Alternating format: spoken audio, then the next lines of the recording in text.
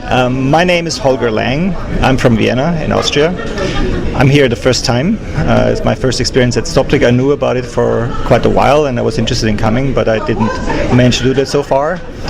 In Austria, I'm the director of a festival and symposium called Under the Radar, and I'm also working as an independent artist myself, and I teach, so I have quite a few hats to wear.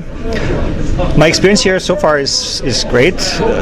Maribor is not that far from Vienna, so I've passed through it in the past, and I'm old enough to know that Austrians used to come here for shopping because it was so much cheaper than in Austria. But it's great to be here with nice weather and being outside, having a really nice environment. I enjoy the program very much so far. Unfortunately, I missed the opening night because I still had to work, but I came yesterday early morning and I had 2.5 days so far, and both the competition program was very interesting, very nice. I was asked by Holger if I would be interested and willing to give a special mention, which I'm happy to do. And I was asked to participate in the curators Q&A today. So I got lured into participating, even though... So even here you have more than one role. Yes, exactly. But originally I just wanted to come and visit and see it. I tried to play it easy and just come as a guest, but then knowing Olga and Michael, I was asked to get deeper into it as well, which I'm happy to do. So is there some role that you like more than the others? The teaching, the making of movies, or it's hard to tell. I would say if you would strip it all down and go to the basics, I would say I am an artist and I would like to create. But that's embedded in a larger environment, and by exchanging with other people, communicating with other people, then you grow into other areas. Originally I never thought of teaching, and then people offered it to me, and when I started teaching, they said, "Oh, please continue teaching," and and you get pulled into it. And the same with programs. I made my own work, and then people asked me, "Do you know other people work?" And you put programs together, and you get into curating. And that's not just in film. I also run a gallery in Vienna, so I do curating in my own gallery for 8 years, and then it developed into a whole festival where you have a much bigger program running. So one thing leads to another, but at the center I would say I'm an artist, and from that position on I view most other things then. Well, how did it all started? Can you tell us a bit about your earliest memories with films or any kind of art or cinemas? Yeah.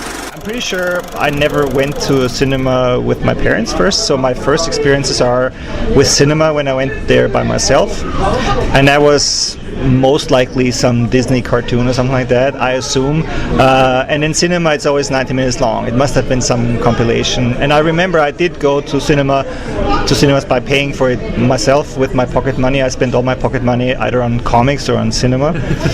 But most likely before that I saw films on television, but that was not so much entertainment in the cinematic sense. It was TV series and big events, and I know that in the 60s the big events that people did watch on television were the landing on the moon and big boxing matches that were broadcasted early in the morning, and I remember seeing those at my parents' house because we got our television in the late 60s, but I do remember my grandparents had TV earlier, and they watched everything from crime TV series, and in Austria they had something where some weird guy was trying to figure out how to solve real crimes, and it was super scary. And I do remember seeing it, but it's hard to put it, and that was running for like 30 years. But definitely black and white TV series from the United States and stuff like that. So is there some of them that influenced you for the things you do today? Yeah, definitely. Maybe not at that age. Maybe not when you're that young because you're just scared. And I do remember at a quite early stage, I can't remember when it was, but that was already a little later. I definitely was influenced by the two films, by the feature films by Bruno Pozzetti. Yeah. I forgot the names in English, but the cowboy film and the superhero film, I forgot the names.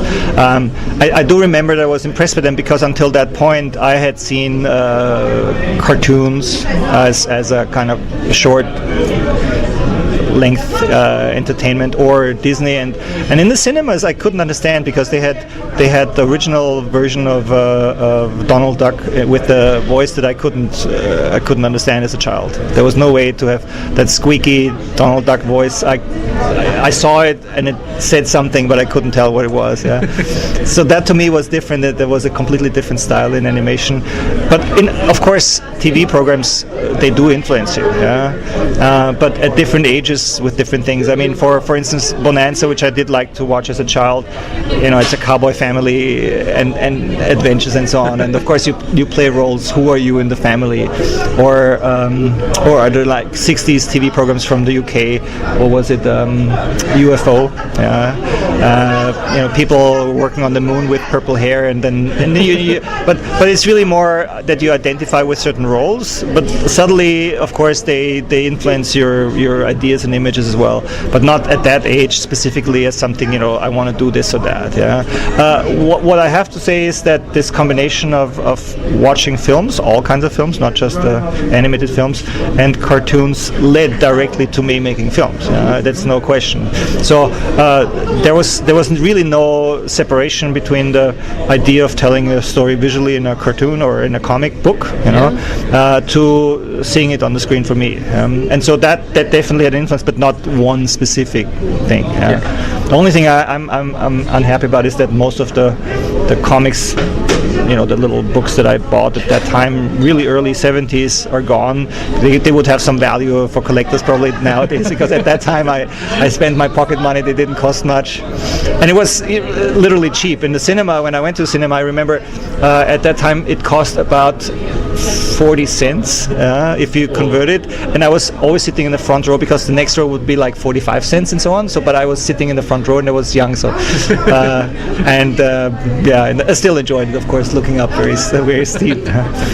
Now in that they had up to 4 cinemas in that small town. Now it's only 1 remaining. So of course a big change there. Yeah. Well, that's all the time we have. Thank you a lot. Thank you very much. I told you hope enough, and thanks a lot. Thanks. Thank you again. Okay.